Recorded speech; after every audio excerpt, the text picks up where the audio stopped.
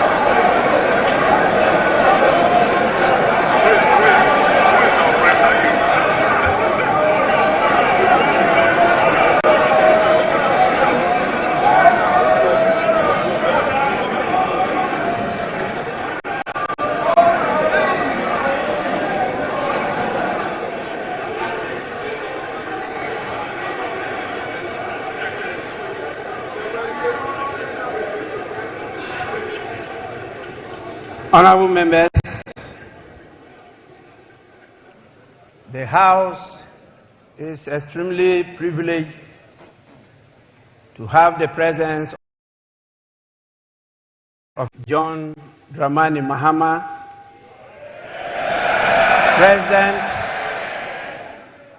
President of the Republic of Ghana and Commander-in-Chief of the Ghana Armed Forces in this August chamber. His Excellency, the President is here in accordance with Article 67 of the Constitution of the Republic of Ghana to deliver a message on the state of the nation to this Honorable House. On behalf of leadership and honorable members, it is my privilege and singular honor to welcome His Excellency, the President of the Republic, to this August House. Honorable members, before I invite His Excellency the President to deliver a message on the state of the nation, I shall recognize the presence in this chamber of the following distinguished personalities.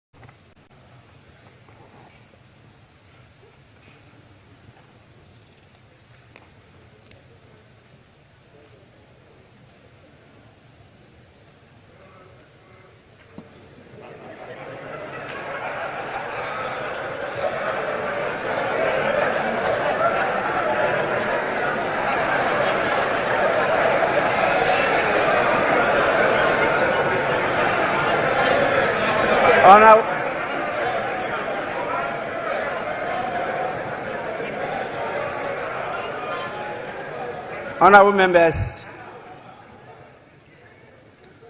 we have to prepare for all eventualities.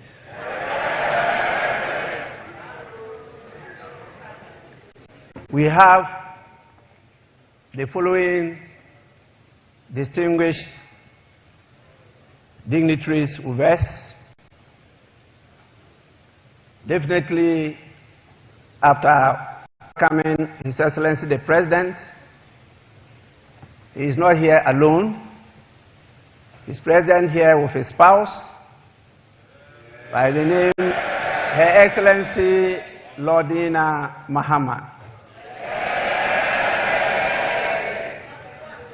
We have the Vice President, Her Excellency Professor Nana Jane Opoku Ajiman.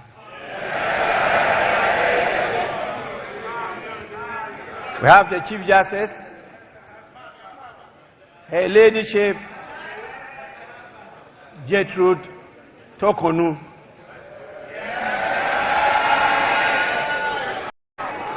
We also have the spouse of the Chief Justice, Mr. Francis Tokonu.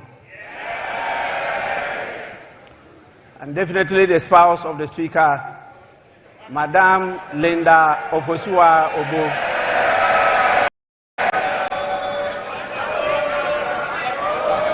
We have the Chief of Staff, Honorable Julius Debra.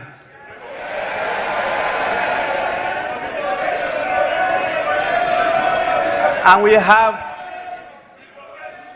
a number of our Lordship, the Justices of the Superior Court of Judicature with us here. We also have the Chairman of the Council of State, our former Speaker, Right Honorable Eduardo Ajahu. And we have the former President, always present, His Excellency John Adekum Kufuor.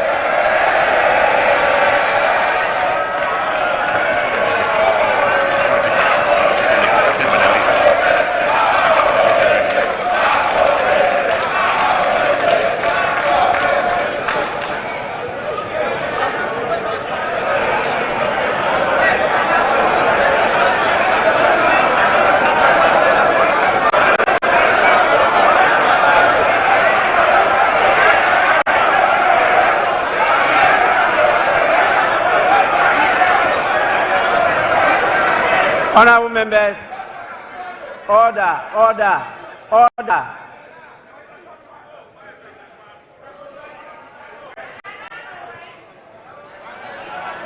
Honorable members, please, we are recognizing those present.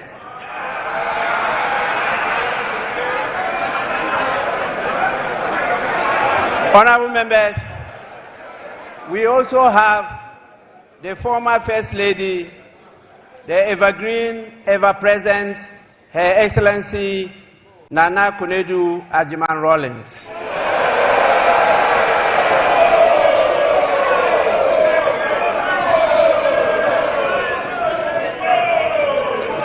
We have with us the National Chairman of the National Democratic Congress, Mr. Johnson Asiedu Inketia.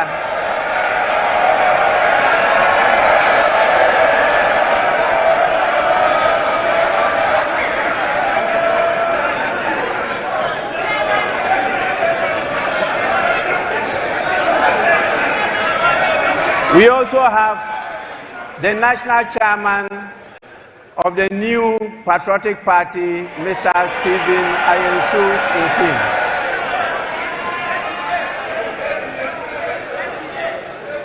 We have the General Secretary of the National Democratic Congress, Mr. Phoebe Javi Kwete. I have the General Secretary of the new Patriotic Party, Mr. Justin Frimpong Kodia.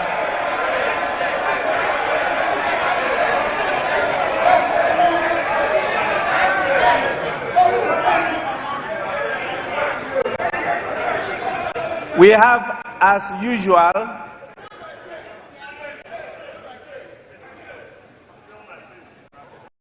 our Excellencies, the diplomatic corps of the various countries in Ghana. You can see, as usual, they have come in their numbers. We are extremely grateful for your presence. And we have the couples, the heads of the various security services with us. And we have our revered chiefs, queens, and queen mothers with us here. And the various heads of all the religious bodies we have in this country. We'll also have the former clerk to Parliament, Mr. Emmanuel Anyimedu, and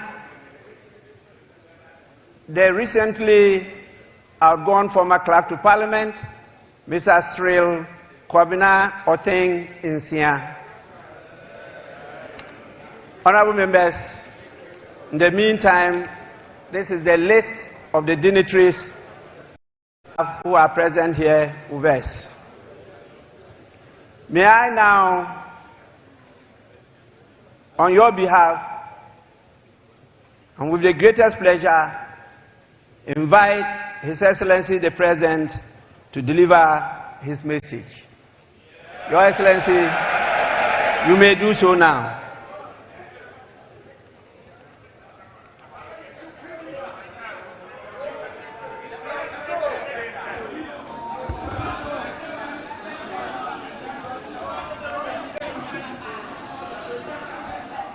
Thank you very much, the Right Honorable Speaker, Your Excellency the Vice President, the spouse of the President, Your Ladyship the Chief Justice, our Honorable Members of Parliament, Honorable Members of the Judiciary, distinguished leaders of our security services, Your Excellencies, Members of the Diplomatic Corps, our revered Nime Name, chiefs, traditional rulers, religious leaders, the national chairmen of political parties and executives of Ghana, I wish you a very good morning.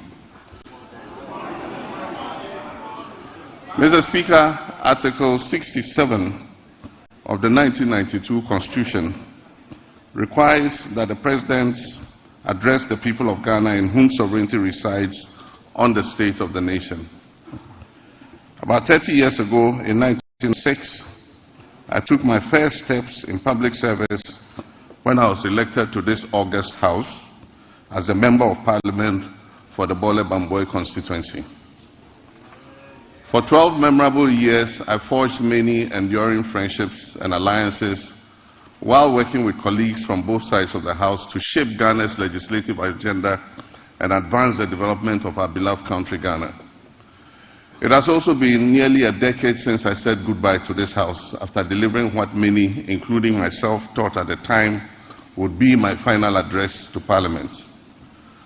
God Almighty, Providence, and the unpredictability of life have summoned me here once again.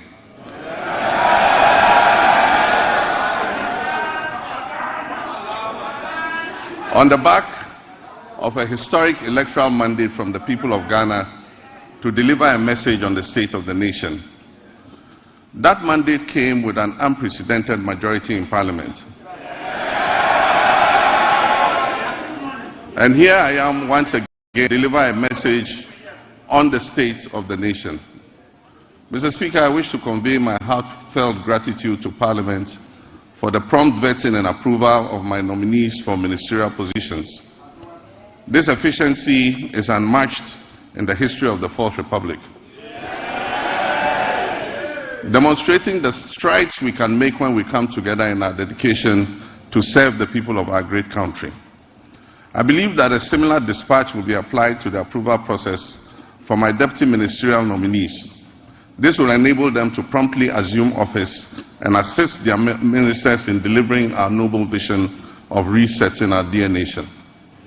In making the nominations and considering the numbers involved, I considered the long expressed sentiment of the Ghanaian people about the sheer size of previous administrations and cost implications.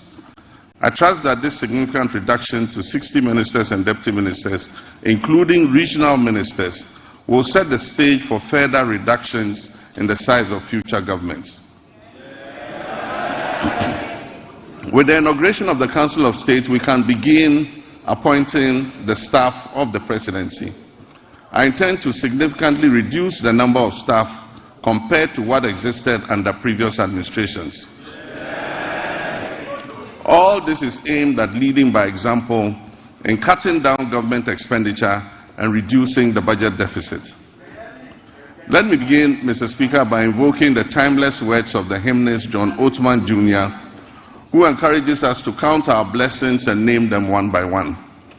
Yes, we're a nation troubled on many fronts, but we also have many blessings, among which is a now firmly established democracy that, for all its imperfections, has enabled 4 peaceful of power in our land. Nestled in a sub-region that is often plagued by strife and political instability, there's a good reason to take sober satisfaction that these successful, peaceful power transfers have begun. Mr. Speaker, 50 days ago, I took the solemn oath to assume leadership of this country and serve with truth and humility. This was preceded a month earlier by a watershed election that promised to revive our nation's fortunes and give us a new lease of life. The election result gave us an important opportunity to change course and move off the slippery slopes our country had been descending that had caused so much economic pain, suffering, and grief to our people. In their collective wisdom and with resounding clarity, the Ghanaian people chose to chart a new path to reset the country's economy.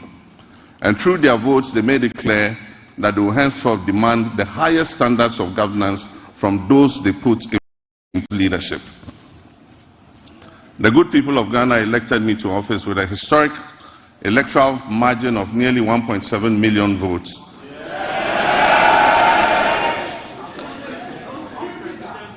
Separate from my next opponent, giving Ghanaians the first female vice president, Professor Nana Jane Opoku-Agyeman. For the National Democratic Congress, NDC, that resounding victory is a selfless call to duty from a people who are tired of years of economic hardship and poor governance.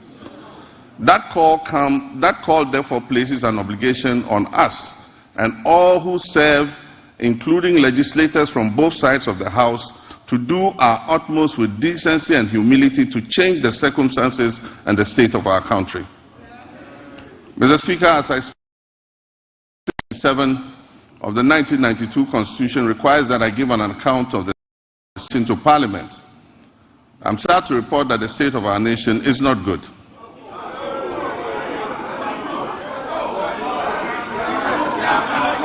Our economy is in crisis and our people are suffering unlimited hardships. Mr. Speaker, we will host a national economic dialogue on March 3rd and 4th. On March 11th, the Minister of Finance, on my behalf, will present the budget estimates for the financial year 2025 to this August House. These two events will allow us to present the real state of Ghana's economic crisis to the people. Mr. Speaker, it is not my style to lament and shift blame when confronted with challenges.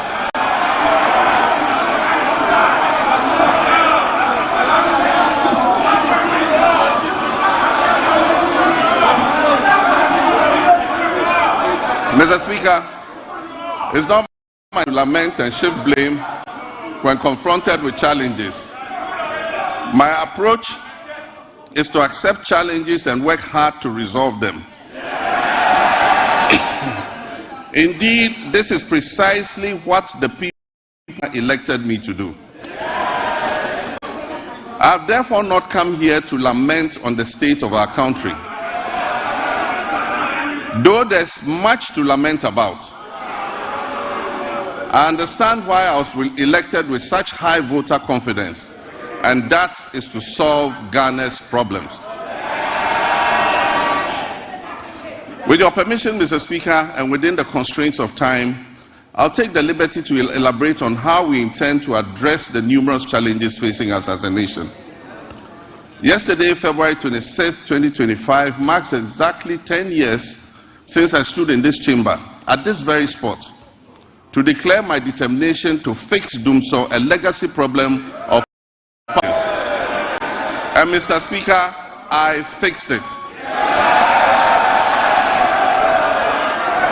Yes, I promised to fix it, and I did. And I was firmly on record that from January 2016 until I handed over the administration of this country on January 7, 2017, there was no power rationing or load management in Ghana. Mr. Speaker, today, inspired by the Almighty God and propelled by the massive mandate given to me by the good people of Ghana, I am moved to make a similar purposeful and bold declaration that I, John Dramani Mahama, I will fix the economic crisis confronting our country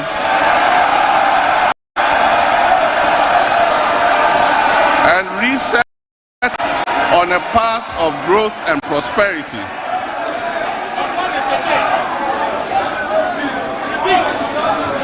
That I will fix the economic crisis confronting our country, set it on a path of growth and prosperity.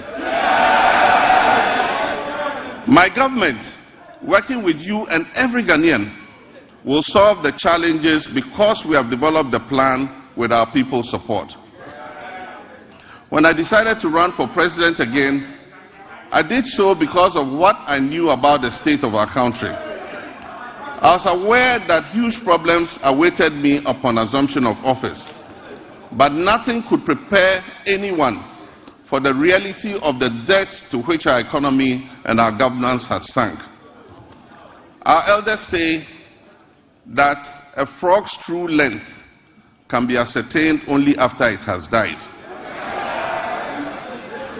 Apotrowa ni hu ne tenten. And how right they were. It is common knowledge that our economy is in dire straits, which is putting it as an initial assessment of the books we have discovered. After initial assessment of the books, we have discovered that our economic problems are much deeper than was previously known. We have inherited a country that is broken on many fronts. The profundities of the challenges confronting us are staggering. We are saddled with staggering debts and glaring signs of almost deliberate and, in some cases, reckless mismanagement of our resources. Mr. Speaker, not even the restraints of an IMF program were enough for the previous economic managers to exercise prudence in managing our finances.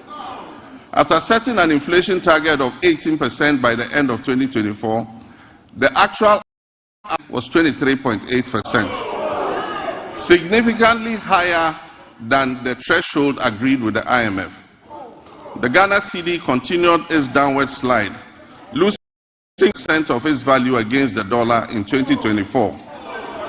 It had already in the previous year lost 27.8% of its value. In addition to the public debt, which amounts to a staggering 721 billion cedis, several state-owned enterprises are also in debt, including the ECG, which owes 68 billion Ghana cedis. Ghana Cocoa Board, the hope of cocoa farmers, is also highly indebted. Its balance sheet indicates a total debt of 32.5 billion Ghana cedis, of which 9.7 billion is paid at the end of September 2025. In 2023-2024 crop season, Cocoa Board was unable to supply 310,767 metric tons of cocoa, which it had sold at $2,600 per ton. As a result, the then management of Cocoa Board rolled over these contracts into the 2024-2025 season. Honorable members, Mr. Speaker, this implies that for every ton of cocoa delivered this year, in fulfillment of the rollover contracts, Cocoa Board and Ghanaian farmers are going to lose $4,000 in revenue. Mr. Speaker, as I address this Honorable House, Cocoa Board has supplied 210,000 tons out of the rolled over contract, resulting in a revenue loss of $840 million for both Cocoa Board and the Ghanaian farmer. Mr. Speaker, Cocoa Board and the Ghanaian farmer will lose another $495 million when the board finishes supplying the remaining rolled over contracts. Additionally, Cocoa Road commitments alone total 21.7 billion cedis, of which only 4.4 billion is included in the total debt of 32.5 billion. This debt has arisen mainly because of the decision in 2019 and 2020 to award road contracts worth over $1 billion because of the election. Mr. Speaker, the energy sector faces significant financial challenges, primarily election and system losses, non-compliance with the cash waterfall mechanism, and legacy debts. The financing shortfall has risen considerably to approximately 2.2 billion or 34 billion Ghana cedis for 2025. And urgent measures will be needed to reduce it to sustainable levels and ultimately eliminate it. The financial sector continues to struggle despite the reportedly spending of 29.9 billion on the financial sector cleanup exercise up to date.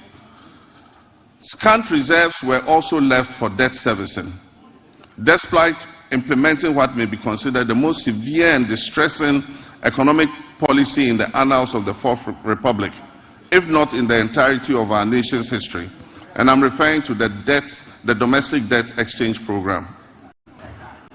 This is in stark contrast to our actions in 2017 before we left office, when we allocated $250 million to the sinking fund handed over to the incoming government to service debts, Ghana's debts. There have been claims that left for debt repayment, oncoming debt repayment this year. Mr. Speaker, honorable members, let me give you the statement of account for the debt service reserve account, which is also popular as the sinking fund. This fund has a balance of only $64,000 in the dollar account, $64,000 in the dollar account, and 143 million Ghana cedis in the CD account. The repercussions of the accumulation of debt and economic mismanagement will require extensive work and sacrifice to repair. In the next 4 years, to put things in context for you, Mr. Speaker, in the next 4 years, our debt servicing will amount to 280 billion cedis. And this comprises of 150 billion for domestic and 130 billion in external debt servicing. Our catastrophic debt position has also severely impacted infrastructural projects that should have been completed. Currently, there are 55 stalled projects due to the default of debt and subsequent restructuring, with a total value of $2.95 billion not disbursed. The stalling of these projects is expected to result in a cost overrun of about 15 billion cedis. Mr. Speaker, notwithstanding this gloomy background, I remain committed to leading this government and taking every necessary step to reset our economy, getting things back on track, and working with the good people of our country to build the Ghana we want.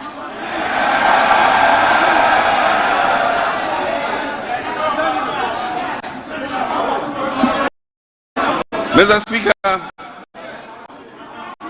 we are doubling our efforts to complete all outstanding structural reforms.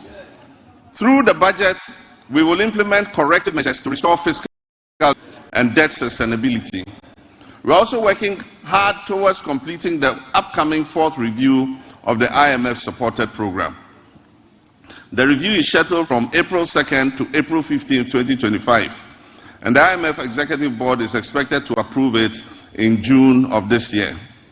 As we have done previously, we are also building buffers in the sinking fund and adopting prudent debt management practices to ensure prompt repayment of upcoming domestic and external debt maturities. In this respect, government successfully honored the matured coupon payment of $6.081 billion in cash and $3.46 billion in kind, which was due in February 2025 to all domestic exchange program bondholders, fully paid. Mr. Speaker, the good news is that we have additional buffers in the sinking fund to honor the maturing bonds that are due in July and August. And so bondholders can rest assured that they will be paid to the last peswa, whatever is owed them.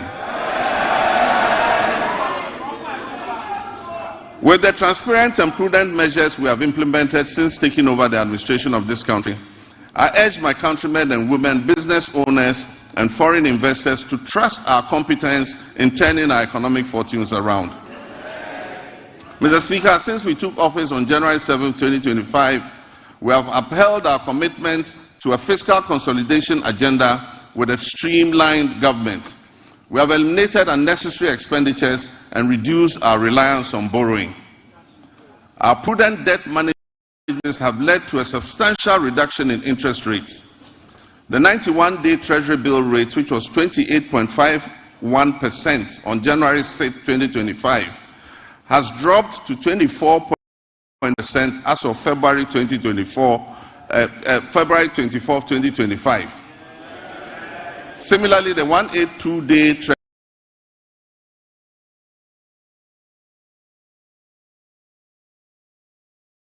Treasury bill rate, which was 29.07% as of January 6, 2025, has decreased to date to 25.388%. Mr. Speaker, the 364-day Treasury bill rate has also moved from 30.41% to 27.30% in the same period. We signed a Memorandum of Understanding with our Official Creditor Committee, OCC, to formalize the debt treatment agreed with our official creditors. This marks a crucial step towards Ghana's restoration of long-term debt sustainability. The agreement will enable financial resources to support and strengthen our economy. Mr. Speaker, on February 20, 2025, the National Tripartite Committee and the Public Services Joint Standing Negotiating Committee concluded negotiations on the 2025 minimum wage and base pay for the single-spine salary structure, respectively. I want to use this opportunity to reiterate my sincere gratitude to organized labor and the Ghana Employers Association for the understanding and cooperation in reaching this agreement on the minimum wage and the base pay. On the final day of negotiations, I enjoyed the privilege of joining my comrades, the leaders of organized labor, for the concluding discussions. I'm confident that the sacrifice we have all made this year will significantly benefit our economy's health in the future. A positive economic outlook as we restore macroeconomic stability, we encourage exports, we activate the 24-hour economy policy, we implement the $10 big push policy for swift infrastructure development, we rationalize taxes and foster inclusive growth. The goal is prosperity for all, which must be shared and not the prerogative of a select few. Mr. Speaker, in fulfillment of our 120-day social contract with the Ghanaian people, we have put in place the Planning Committee to host the National Economic Dialogue. This dialogue is expected to discuss the state of the economy and reach a consensus on the key policies needed to address the devastating economic crisis confronting us. It will support the development of a homegrown fiscal consolidation program, and it will highlight key structural reforms and policy priorities essential for resetting the economy and prosperity for all our people. I believe there is absolute wisdom in what our elders say, that two heads are better than one. Tikro and Kwejina. Consultation and building have always proven to be better than unilateral decision making. It is my hope, therefore, that our colleagues on the other side of the divide will display love of country and participate in this national dialogue, unlike the boycott of the Century Forum in 2014.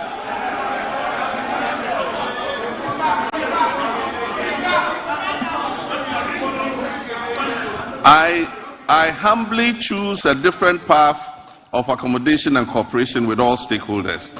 We will continuously engage on important issues so that together, as a nation, we can reset our country and focus on sustainable development. Mr. Speaker, honorable members, together we shall build the Ghana we all want. Mr. Speaker, my administration inherited an energy sector on the brink of collapse. It was weighed down by unsustainable debt. The unfortunate situation has led to many independent power producers and fuel suppliers threatening to cease their operations. Mr. Speaker, listen to this. Despite collecting over 45 billion cedis in energy sector levies, ESLA, over the last 8 years, the outgone administration has left the Ghanaian people with an energy sector burdened with a staggering debt of 70 billion cedis as of December 2024. It is of deep concern that several state-owned enterprises in the energy sector are struggling to stay afloat, and unless urgent interventions are made, many of them will go under. Financial distress in the energy sector remains a significant obstacle to delivering consistent and affordable electricity to Ghanaians, and it poses an existential threat to our economy in general. Compounding challenges, critical maintenance activities such as the scheduled pigging of the West African gas pipeline WACO were postponed from 2024 to 2025 without sufficient contingency measures for alternative fuel supply. As a result, my administration has had to swiftly mobilize resources to secure emergency fuel supplies to ensure that electricity generation continues despite the closure of the West African gas pipeline.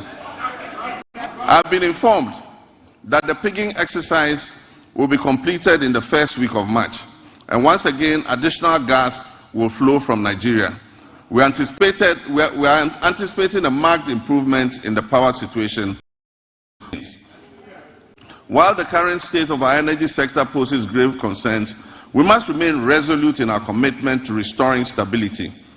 I've directed the Minister for Energy and Green Transitions to implement far-reaching reforms, including enforcing a single revenue collection account, strictly adhering to the cash waterfall mechanism, and eliminating all wasteful expenditures by the state utility. Mr. Minister, Mr. President, Mr. Speaker, following my directive, Mr. Speaker, following my directive, the Minister has set up an advisory committee to guide the participation of the private sector in metering and billing in order to improve efficiency in revenue collection and also reduce the high commercial and technical losses that are threatening to drown on utility company.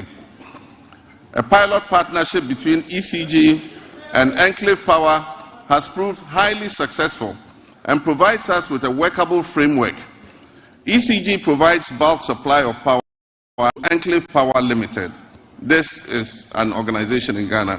Enclave Power provides meters and bills to all companies operating in the free zones enclave, with 99% revenue collection and nearly 100% uptime in power supply. This is being done here in Ghana. We can use it to cover the rest of the nation to ensure that we get revenue compliance and be able to bring down tariffs for our people. Mr. Speaker, I'm still getting used to being president, that's why I said Mr. President.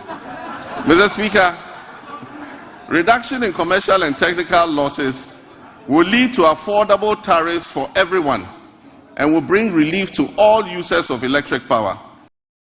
Aim in the medium term to achieve 100% gas utilization for power production and to eliminate completely the use of crude oil and fossil fuels. This will save Ghana hundreds of millions of dollars on the importation of fuel oils for power production annually. With regards to renewable energy, this administration will soon operationalize a renewable energy and green transition fund to enhance efficiency and accelerate Ghana's transition to renewable energy. This initiative will drive investments in sustainable energy solutions, including solar street lights, rooftop solar installations, off-grid solar systems, electric vehicle charging stations, and rechargeable outboard motors.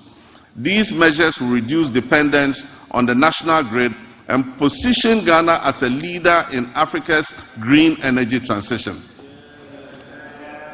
Mr. Speaker, Ghana's petroleum sector has witnessed a precipitous decline, with crude oil production sinking by more than 32%.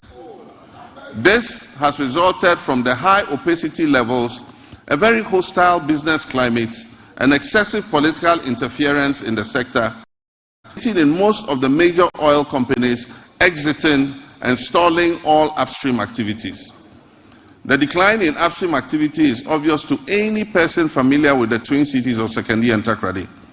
Just under a decade ago, these cities were the bustling epicenter of fabrication, logistics, service activity associated with the upstream oil and gas sector. Unfortunately, my recent visit reveals many shut down facilities and many businesses have packed and left the shores of our country. Hundreds of workers have been laid off and left unemployed. I wish to assure the good people of Sekondi Takoradi, the whole western region, that we are going to breathe life in your area.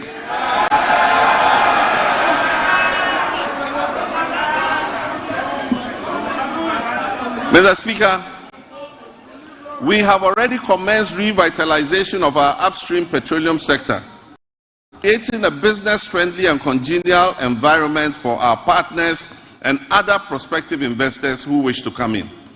My meeting with the players in the upstream sector have been extremely positive, and we have been assured of substantial investments running into billions of dollars in the future.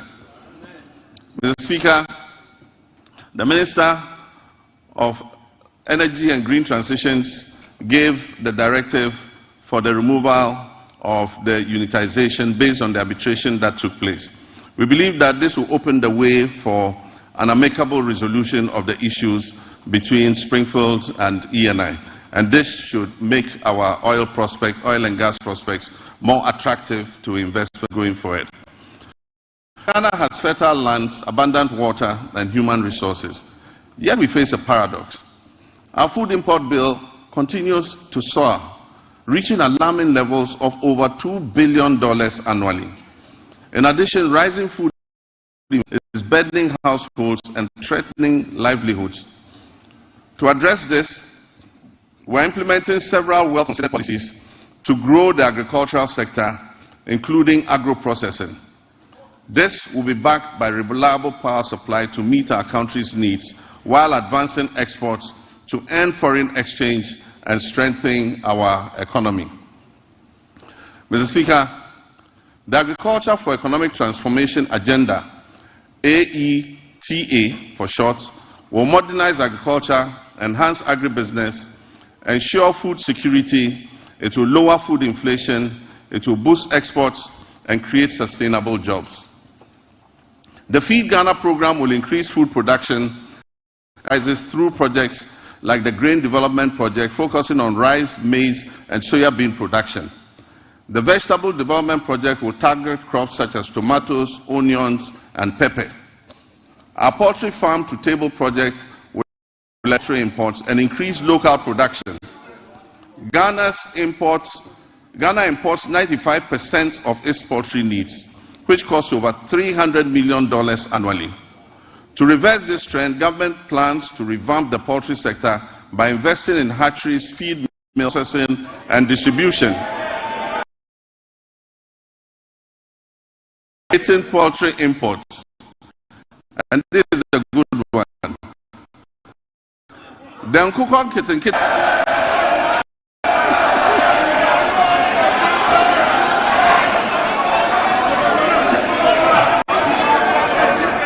We actually have a project called Nkukon Kitten Kitten. The Nkukon Kitten Kitten project covers 55,000 households producing eggs and fresh poultry for the market, and it will help reduce our $300 million we spend on importing chicken annually. Speaker, to strengthen the connection between agriculture and industry, we will prioritize value addition, processing, and distribution, and this will position agriculture as profitable and appealing, making it more attractive to our young people. We will implement an Agri-Next program to facilitate access to land banks by young farmers, to connect graduates with opportunities in the agricultural value chain, and promote greenhouse agriculture among the youth. This initiative will benefit approximately 30,000 young people. Mr. Speaker, the Livestock Development Project will also address Ghana's reliance on imported meats by restocking breeding farms and increasing local livestock production, thereby creating and boosting self-sufficiency. For years, access to mechanization, quality seeds, fertilizer, and extension services has been a major challenge to our farmers. To address this, government will establish flagship farm centers in every agricultural district, ensuring that farmers receive essential mechanization services and resources to improve their productivity and efficiency. Mr. Speaker, also in the fisheries sector, we implement strategic interventions to enhance productivity and sustainability. Key among these initiatives is the continued enforcement of measures to curb illegal, unreported, and unregulated fishing, which threaten our marine biodiversity and the livelihoods of our hard-working fisherfolk. We have intensified surveillance and monitoring operations, bolstered by the deployment of modern technology and strengthened collaboration with our key stakeholders. In the last month, we have expanded the supply of subsidized premixed fuel to support industrial fishers, ensuring affordability and availability. We will also invest further in modern fish landing sites and cold storage facilities to improve post-harvest handling and thereby reduce losses and enhance the quality of our fish production. Aquaculture development is a key focus of our administration. We will provide financial and technical support, especially to young fish farmers, increasing fish production and reducing our dependence on fish imports. To increase the value addition in this sector, we will encourage the establishment of fish processing facilities, create more jobs, and boost exports. Our commitment to supporting women in the fisheries sector remains steadfast as we